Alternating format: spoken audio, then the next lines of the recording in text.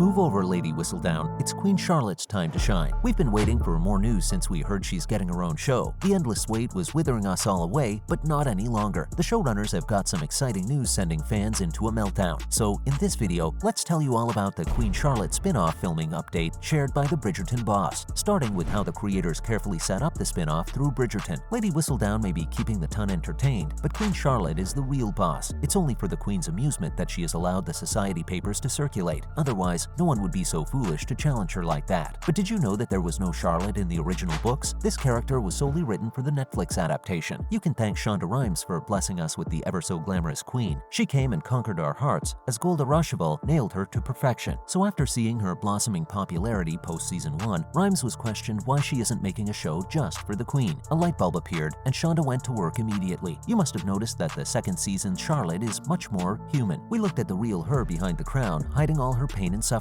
The first meeting with the loony King George gave us a sneak peek at her vulnerabilities. Then Edwina won the monarch's heart through her interaction with the king. We learned Charlotte cares about so much more than tantalizing tales and powdering her nose. That was no mere coincidence. It was all planned. Shonda was preparing us, pinching our curious sides to know more about Her Majesty. They totally succeeded, and it paved the way for a much-awaited prequel. Coming up next is the good news that has us over the moon. It was May 2021 when Deadline broke the news of a potential spin-off. Shortly after, we got an official confirmation with a post showing the three elderly but super cool ladies posing like super spies. They were Lady Danbury, Violet Bridgerton, and of course, Her Majesty the Queen. The caption read, "The Bridgerton-verse is expanding." The only information it gave us was that it'd be a limited prequel series, an origin story of Charlotte before she started her reign. The younger versions of the two other ladies would also be featured, and Shonda is writing it. Then we found that filming began in January 2022 in London, expected to end by May 2024. Of course, that's when Bridgerton Season 3 started shooting. Now it's September, but no news? Well, the wait is finally over. The spin-off's executive producer and director Tom Verica took to Twitter and delivered us the good news himself. With a single picture of a white background and just Queen Charlotte written in bold, he said, "That's a wrap. Yep, the production and filming are done and dusted. That means we'll get the show very soon." Like us, fans were ecstatic. Some folks were like, "Hallelujah, finally." Others said they can't wait for a trailer now. Of course, the importance of narrating the Queen's story hasn't gone unnoticed. Before the show, no one ever talked about her real-life history, so the spin-off was showered with praise for giving us an enlightening throwback. Here's what we know about the plot so far. Tom also teased us with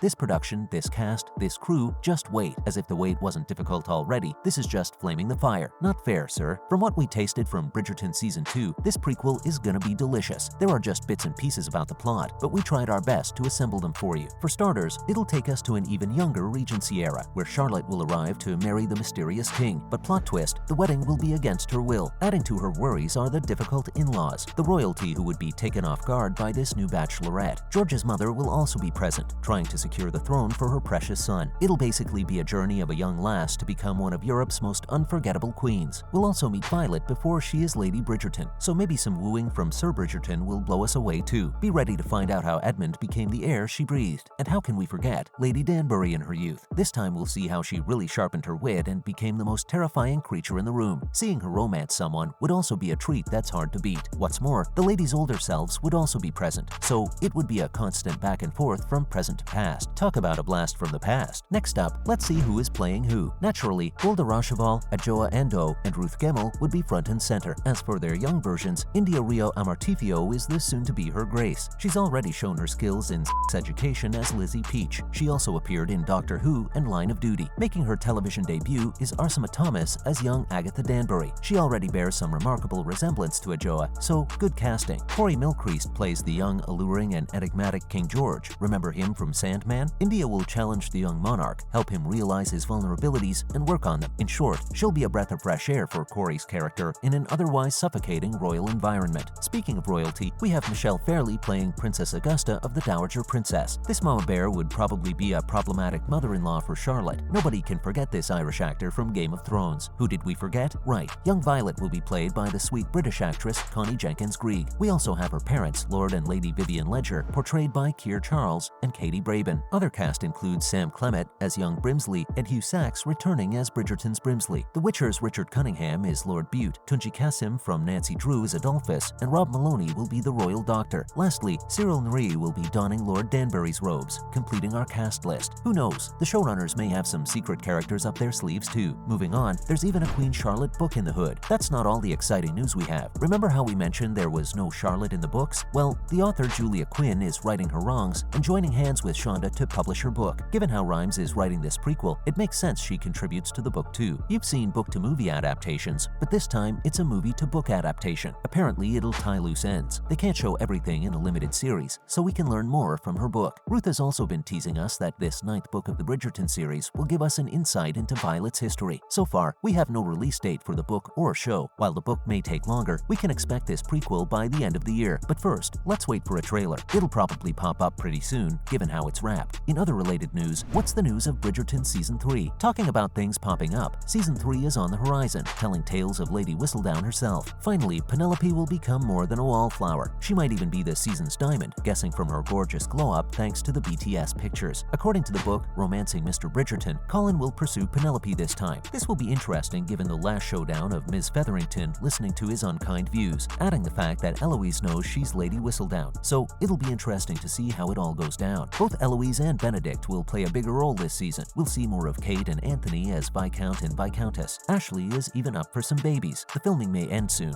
but we're not getting it until 2023. Up next, an Emmy for our favorite show. Now to some awards celebrating the ton. Some people said it's unfair that Bridgerton received only 3 Emmy nominations, but it has won one of them for Outstanding Period and/or Character Hairstyling. The official Twitter page celebrated this news by posting a picture of the one and only Queen Charlotte. Let's be honest, her updos were by far the best. They deserved an award of their own. It's no lie that Bridgerton has been exceptional regarding ball gowns, costume details, and oh, don't get us started on the stunning ballrooms. Hoping we'll see nominations for all of them next year. They deserve that for sure. Finally, even Selena is getting inspired by the costumes. The fashion fiesta in the Regency is influencing Selena Gomez, and she's taking notes from the costumes. Recently, she collaborated with the Nigerian singer Rema on a remix of his hit song Calm Down. For its music video, she wore a Bridgerton-inspired corset paired with some chic jeans. It's giving us major Featherington clan vibes with the floral print and yellow-green color palette. And unlike the characters, Gomez isn't wearing an authentic Regency period corset that crushes your ribs. It's a modern design with zippers and mesh lining, letting her breathe easier and sing her lungs out. We're all for bringing back those dramatic gowns and elaborate hairstyles, so go Selena. And that's a wrap. Are you excited by this filming update? Let us know in the comments below. Don't forget to give us a thumbs up and share the video. Hit subscribe for more Bridgerton-verse content. See you in the next one.